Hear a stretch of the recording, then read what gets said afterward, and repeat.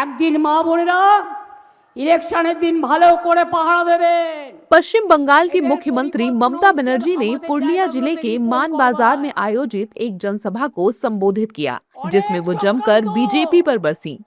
CM ममता ने BJP पर गंभीर आरोप भी लगाए।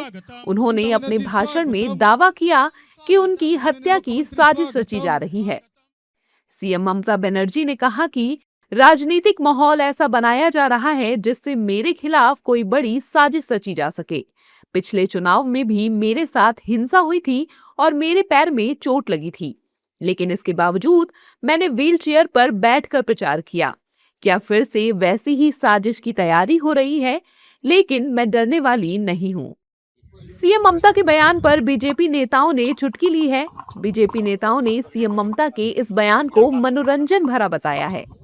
बीजेपी नेताओं ने कहा कि उन्हें तो एंटरटेनमेंट में होना चाहिए, वो केवल लोगों को इमोशनल करना चाहती हैं। ममता बनर्जी से बड़ा कोई नाटकबाज नहीं है। उनको तो ड्रामा में काम करना चाहिए था और ड्रामाबाजी करके आज तक बंगाल के जनता को ठगने का काम किया है।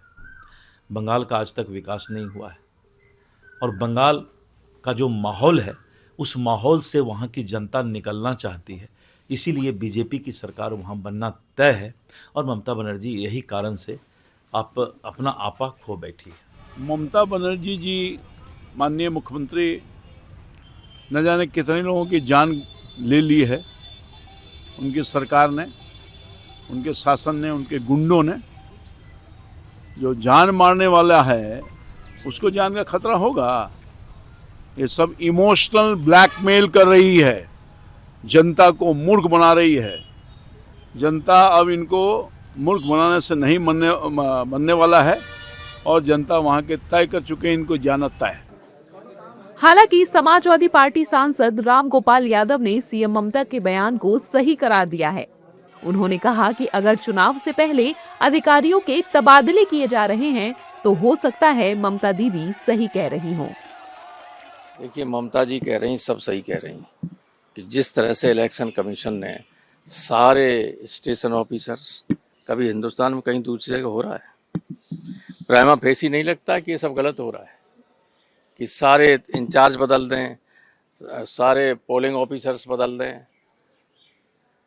तो ये काम इलेक्शन कमीशन का नहीं है, लेकिन कर रहे हैं। इसके बावजूद ममता को हरा नहीं पाएगा।